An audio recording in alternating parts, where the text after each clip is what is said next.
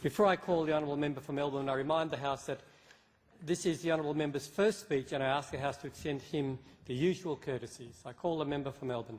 Mr Deputy Speaker, I am enormously thrilled and proud to be here as the first member of the Australian Greens elected at a general election, and especially to be representing the electorate of Melbourne. I spent the first 10 years of my life in South Australia, in Whyalla and Adelaide, and the next 13 in Perth and Fremantle. But the longest stint of the next 15 years has been spent in the electorate of Melbourne. Melbourne is an amazing place. It has the highest proportion of young people and tertiary students in the country, bristling with creativity and a desire for a better world. It is the electorate with the most public housing dwellings and also one of the highest number of professionals. It has one of the highest concentration of research, educational, sporting and cultural institutions. It's the new home of many recently arrived refugees and now the much older home of many others who have raised one or two generations since their arrival. And Melbourne is home to many people who share a growing feeling that the way we were doing things in the 20th century simply isn't sustainable, environmentally, economically or socially. As human beings, we have an amazing capacity to interact with our natural environment, but we've also sought to tame and master it, and now we have learned that in the long run, such a relationship is unsustainable. Our actions in heating the planet have led us to a very real climate emergency. In 2007, the United Nations Secretary-General Ban Ki-moon said, "This is an emergency, and for emergency situations, we need emergency action." And in recent congressional testimony in the US, the NASA climate scientist James Hansen warned that we have reached a point of planetary emergency. The climate is nearing dangerous tipping points. Elements of a perfect storm, a global cataclysm, are assembled. We wouldn't get on an airplane, Mr Speaker, if it had a 50% risk of crashing, or even a 15 or a 5% risk. Yet these are precisely the kind of risks we seem prepared to take with the planet and all its inhabitants. Accepting the science means accepting the science, not what we'd like the science to say. Their consensus is a heart-rending cry for urgent action, imploring us to cut greenhouse gas emissions massively within a decade, after which it may be too late. The scientists have spoken, and it's now over to politics to craft solutions. We urgently now need to master our relationship with the natural world, not the natural world itself. Mr Speaker, real sustainability means thinking again about how we live every aspect of our lives.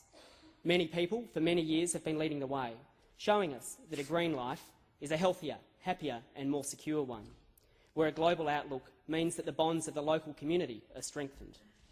Now, these ideas are well and truly breaking out of the private realm and are taking their place firmly on the national political stage. A sustainable future means rethinking our infrastructure priorities, industry policy and the regulation of energy supply.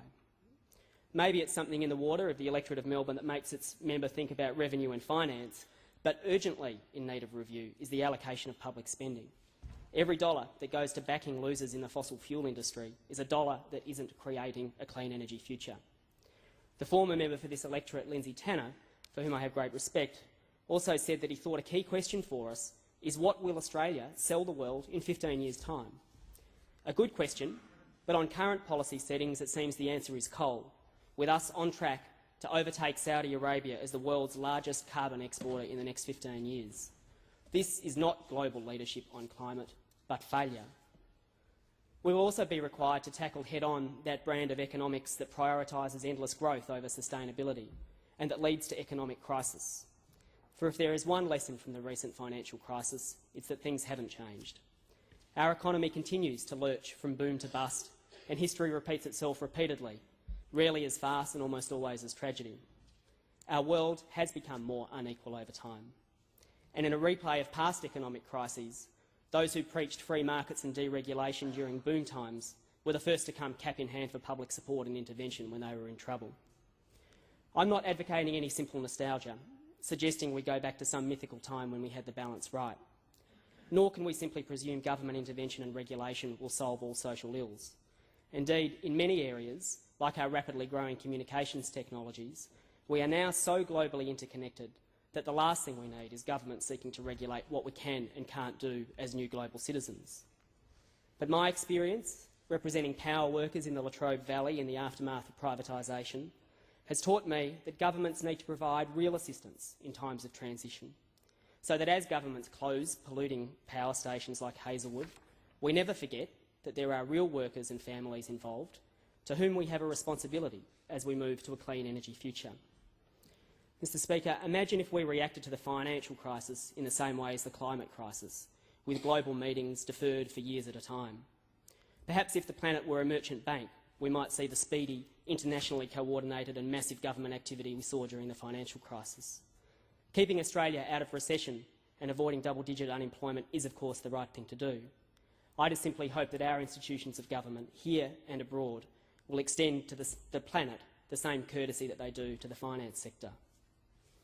Mr Speaker, equality is more important now than ever. As neoliberalism and the ideology of market dominance have defined the social and economic policies of successive governments led by each of the old parties, and sometimes ripped apart local communities, devastated small producers, and prioritised free trade at the cost of fairness, so has the idea of full substantive equality receded from public life. In our new times, chance has replaced equal entitlement, opportunity has replaced equal right, and worse, we now don't even blink at treating some people as less equal than others. There are so many exceptions to the principle of full equality that the exception is becoming the rule. We all have the right to get married unless your partner is of the same gender. We pride ourselves on our great sovereign nation and then excise parts of it as being not really Australia for the purposes of migration.